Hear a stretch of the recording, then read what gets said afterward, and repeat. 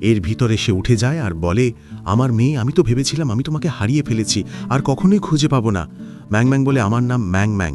লিজা বলে, খুব সুন্দর নাম।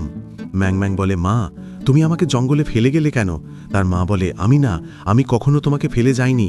তুমি জন্মানোর সাথে সাথে তোমার বাবা দ্বিতীয় বিয়ে করে ফেলেছিল। নতুন স্ত্রী বাড়িতে আসতেই সে বলেছিল, এই মেয়ে অভাগিনী, তাকে জঙ্গলে ফেলে দাও। আমি কাঁদতে কাঁদতে বলছিলাম, আমার মেয়ে আমাকে ফেরত দাও, কিন্তু কেউ কথা শোনেনি। আমি শুধু চেয়ে চেয়ে দেখেছি। ম্যাং ম্যাং তার হাত ধরে বলে, মা, ভয় পেও না, এখন আমি তোমার সাথে আছি। তারপর কি হয়েছিল?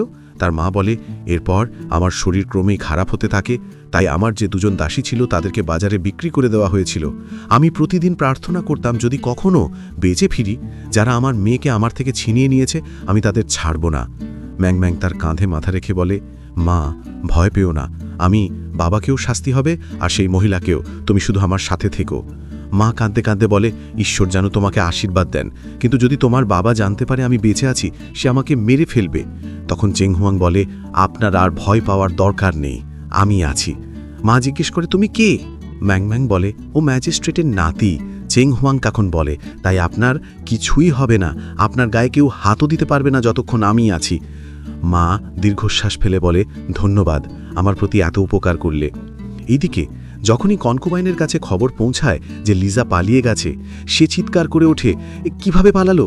যদি সে ফিরে আসে, সব নষ্ট হয়ে যাবে। তার দাসী বলে, মহারানী, সে বেশি দূর যেতে পারবে না, জঙ্গল এলাকা, বন্য পশু আছে, আর রাস্তায় আসলে সেখান থেকে কেউ তুলে নিয়ে যাবে। কিন্তু বাস্তবে সে তখন ম্যাং ম্যাংয়ের সাথে খাবার খাচ্ছিল।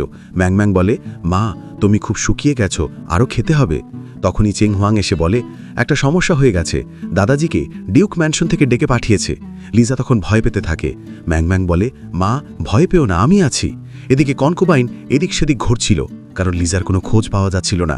আর এই বিষয়টা ডিউক জানে না যে তার স্ত্রীকে কনকুবাইন বাইরে রেখে এসেছিল। সে মনে মনে ভাবে, হে ঈশ্বর, কি হবে যদি সে জানতে পারে? তাহলে আমাকে মেরে ফেলবে। তখনই ডিউক এসে যায়। তাকে দেখে কনকুবাইন বলে, আপনি এসে গেছেন? তখনই এক সৈন্য এসে বলে, মহারাজ, আপনাকে ম্যানশনে ডাকা হয়েছে।